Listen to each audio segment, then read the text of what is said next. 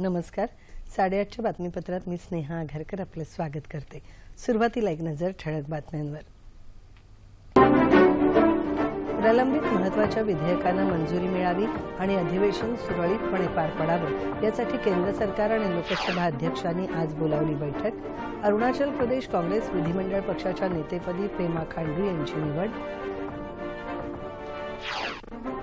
तुर्कस्तानमधील 149 भारतीय खेळाडू सुरक्षित.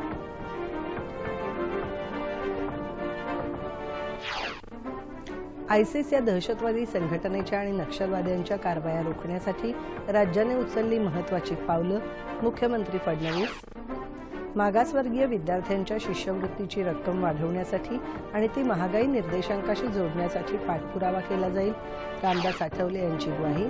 आणि माजी जागतिक मुष्टियोद्धा केरी होपला हरवत भारतीय मुष्टियोद्धा विजेंदर सिंगची नव्या विक्रमाला गवसणी. नमस्कार. बातम्या विस्ताराने. संसदेच्या उद्यापासून सुरू होणाऱ्या पावसाळी अधिवेशनात प्रलंबित असलेल्या विधेयकांना मंजुरी मिळावी यासाठी सर्वपक्षीय सहकार्य मिळवण्यासाठी सरकारने आज सर्वपक्षीय बैठक बोलावली आहे. याशिवाय संसदेचं कामकाज सुरळीतपणे पार पाडण्यासाठी लोकसभा अध्यक्ष सुमित्रा महाजन यांनीही आज सर्वपक्षीय बैठक बोलावली आहे. या अधिवेशनात 20 दिवस कामकाज चालणार असून त्यात प्रलंबित 25 विधेयकं मंजुरीसाठी येणार आहेत. अधिवेशनाच्या पार्श्वभूमीवर विरोधी काँग्रेस पक्षाच्या वरिष्ठ नेत्यांनी काल पक्षाध्यक्षा सोनिया गांधी यांच्याशी चर्चा केली. सोनिया गांधी यांच्या निवासस्थानी झालेल्या या बैठकीला राज्यसभेतील विरोधी पक्षनेते गुलाम नबी आझाद, आनंद शर्मा उपस्थित होते. या अधिवेशनात वस्तू आणि सेवा कर हे महत्त्वपूर्ण विधेयक मंजूर व्हावं यासाठी वित्तमंत्री अरुण जेटली यांनी काँग्रेसचे वरिष्ठ नेते गुलाम नबी आझाद आणि आनंद शर्मा यांच्याशी चर्चा केली. दरम्यान जीवनावश्यक वस्तूंच्या वाढत्या किमतीविरोधात काँग्रेस पक्षातर्फे 20 जुलैला संसदेला घेराव घालण्यात येणार आहे. पेमा खांडू यांची काल अरुणाचल प्रदेश काँग्रेस विधिमंडळ पक्षाच्या नेतेपदी सार्वमतानं निवड करण्यात आली. पेमा हे अरुणाचल प्रदेशचे माजी मुख्यमंत्री दोरजी खांडू यांचे पुत्र आहेत. काँग्रेस पक्ष विधिमंडळाच्या बैठकीनंतर खांडू यांनी राज्यपालांना भेटून सत्ता स्थापनेसाठी दावा केला. याआधी नबाम तुकी यांच्या विरोधात अविश्वासदर्शक ठराव दाखल झाल्यामुळे विधिमंडळात मतदान न होता तुकी यांना मुख्यमंत्री पदाचा राजीनामा द्यावा लागला. अरुणाचल प्रदेशच्या 60 सदस्य असलेल्या विधानसभेत पेमा खांडू यांना 2 अपात्र आमदारांसह 47 सदस्यांचा पाठिंबा आहे. तुर्कस्तानमध्ये काल लष्कराने केलेल्या बंडाच्या पार्श्वभूमीवर त्या देशात गेलेले सर्व 149 भारतीय खेळाडू सुरक्षित असल्याची माहिती केंद्रीय क्रीडा मंत्री विजय गोयल यांनी दिली आहे. तुर्कस्तानातल्या त्रासबन इथे सुरू असलेल्या जागतिक शालेय क्रीडा स्पर्धेसाठी हे खेळाडू तिथे गेले आहेत. दरम्यान लोकांच्या मताचा आदर करून रक्तपात थांबवण्याचं आणि लोकशाहीला पाठिंबा देण्याचं आवाहन भारताने तुर्कस्तानला केलं आहे. तुर्कस्तानमधील परिस्थिती संपूर्ण निवळेपर्यंत घरातच राहण्याचा सल्ला परराष्ट्र व्यवहार मंत्रालयाचे प्रवक्ते विकास स्वरूप यांनी तिथल्या भारतीय नागरिकांना दिला आहे.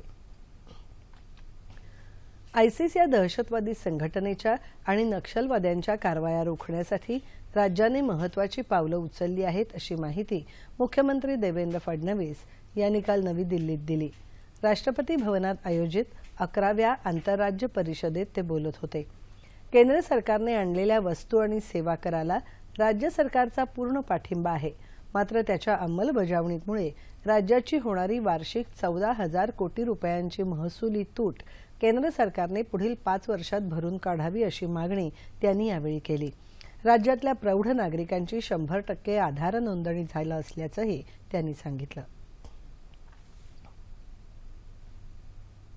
राज्यातल्या मागासवर्गीय विद्यार्थ्यांना केंद्र सरकारकडून देण्यात येणारी शिष्यवृत्तीची रक्कम तातडीने देण्यासाठी लवकरच निर्णय घेण्यात येईल. तसंच शिष्यवृत्तीची रक्कम कमी असून ती वाढवण्यासाठी आणि ती महागाई निर्देशांकाशी जोडण्यासाठी केंद्र सरकारकडे पाठपुरावा केला जाईल अशी ग्वाही केंद्रीय सामाजिक न्याय राज्यमंत्री रामदास आठवले यांनी दिली. केंद्रीय सामाजिक न्याय मंत्रालयाकडे प्रलंबित असलेल्या राज्य सरकारच्या विविध विषयांसंदर्भात आठवले यांच्या अध्यक्षतेखाली काल मंत्रालयात बैठक झाली त्यावेळी ते बोलत होते. राज्याचे प्रश्न मार्गी लावण्यासाठी स्वतः लक्ष घालणार असल्याचं आठवले यांनी यावेळी सांगितलं। या बैठकीला राज्याचे सामाजिक न्याय मंत्री राजकुमार बडोले आणि संबंधित अधिकारी उपस्थित होते।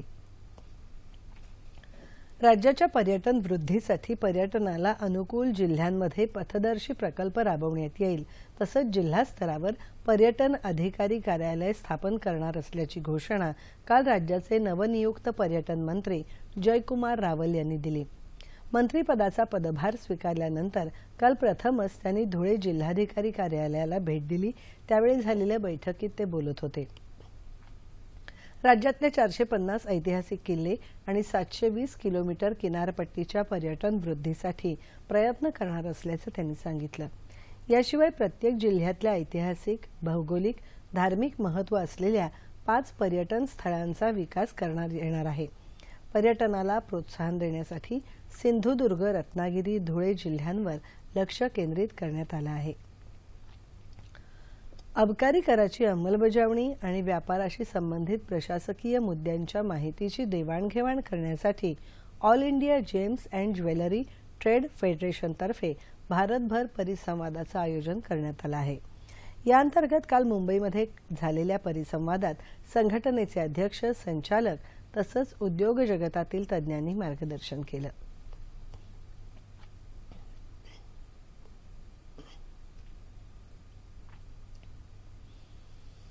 कोल्हापुरातले नामवंत वास्तुविशारद सुनील जाहीर यांनी छत्रपती शिवरायांच्या भव्य पुतळ्याचा आराखडा नुकताच राज्य शासनाकडे सादर केला।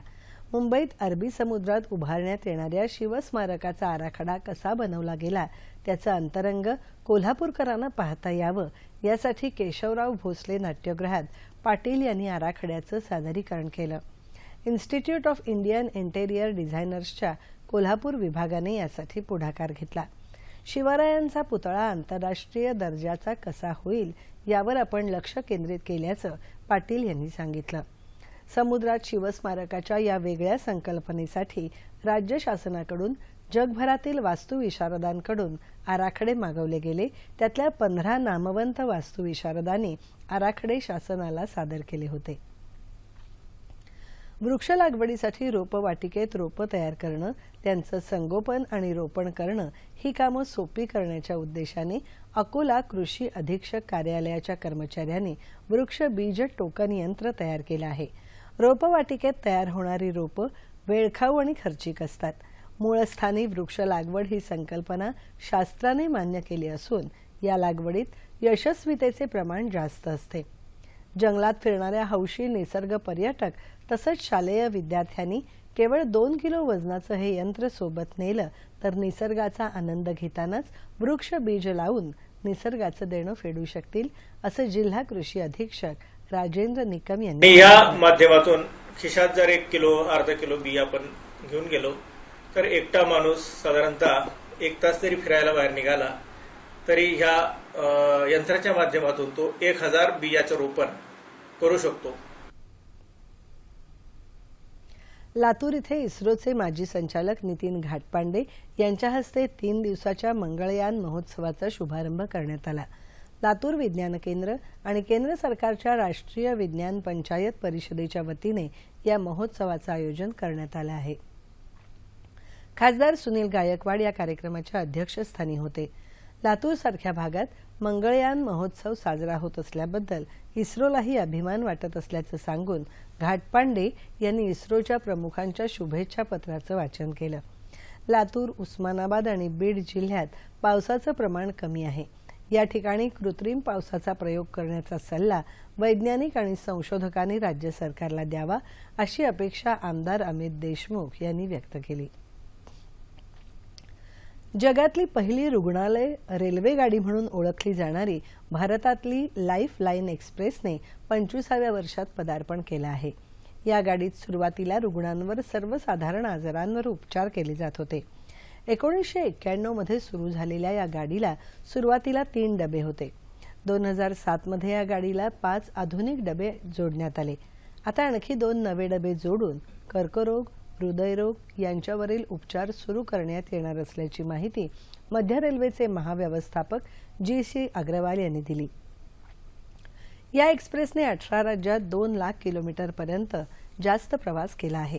या एक्सप्रेसचा लाभ घेणाऱ्या रुग्णाचा औषधोपचार आणि जेवणाचा खर्च इम्पॅक्ट इंडिया फाउंडेशन करतं।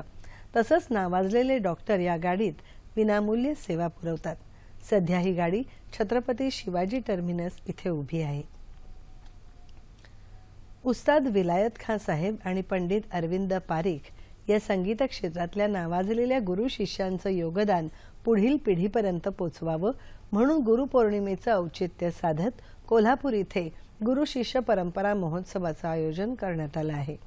देशभरातील 50हून अधिक गायक वादक या महोत्सवात सहभागी होऊन आपला कलाविष्कार सादर करणार आहेत।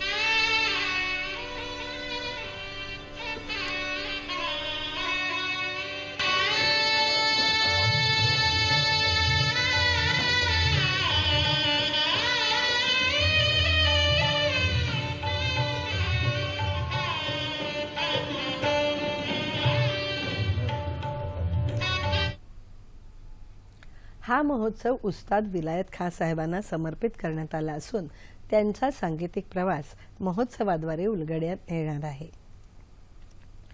पुण्यातल्या बालगंधर्व संगीत रसिक मंडळाच्या वतीने दिला जाणारा बालगंधर्व गुणगौरव पुरस्कार संगीत रंगभूमीवरील प्रसिद्ध गायिका अभिनेत्री अस्मिता चिंचाळकर यांना प्रदान करण्यात आला। रोख 15,000 रुपये आणि स्मृतिचिन्ह असं या पुरस्काराचं स्वरूप आहे। यावेळी डॉक्टर राम म्हैसाळकर यांना अण्णासाहेब किर्लोस्कर पुरस्काराने तर रत्नागिरीच्या विजय रानडे यांना भास्कर बुवा बखले पुरस्काराने गौरवण्यात आलं।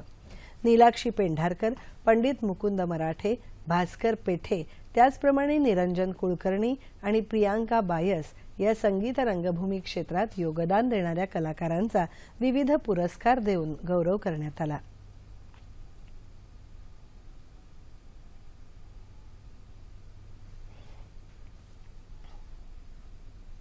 डेव्हिस चषक आशिया ओशियाना गटात भारत आणि दक्षिण कोरिया दरम्यान चंदीगड इथे सुरू असलेल्या सामन्यात भारताने 3-0 अशी विजयी आघाडी घेतली आहे।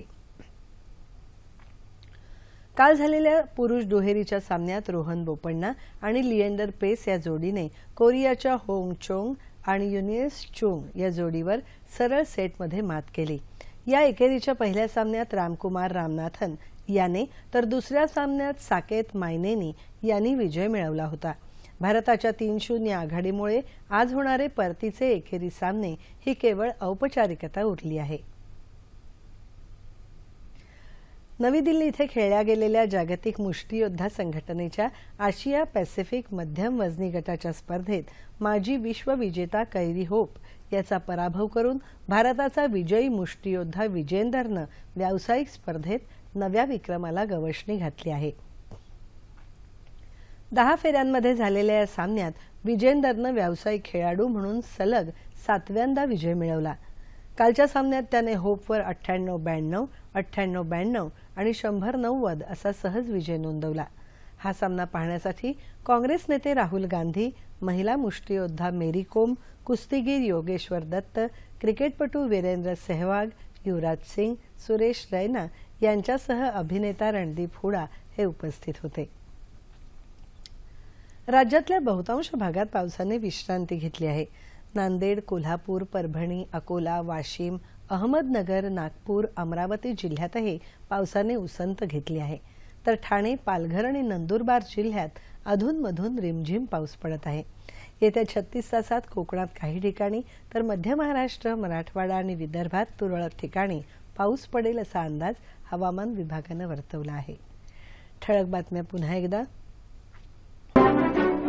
प्रलंबित महत्त्वाच्या विधेयकांना मंजुरी मिळावी आणि अधिवेशन सुरळीतपणे पार पडावं यासाठी केंद्र सरकार आणि लोकसभा अध्यक्षांनी आज बोलावली बैठक। अरुणाचल प्रदेश काँग्रेस विधिमंडळ पक्षाच्या नेतेपदी पेमा खांडू यांची निवड। तुर्कस्तानमधील 149 भारतीय खेळाडू सुरक्षित।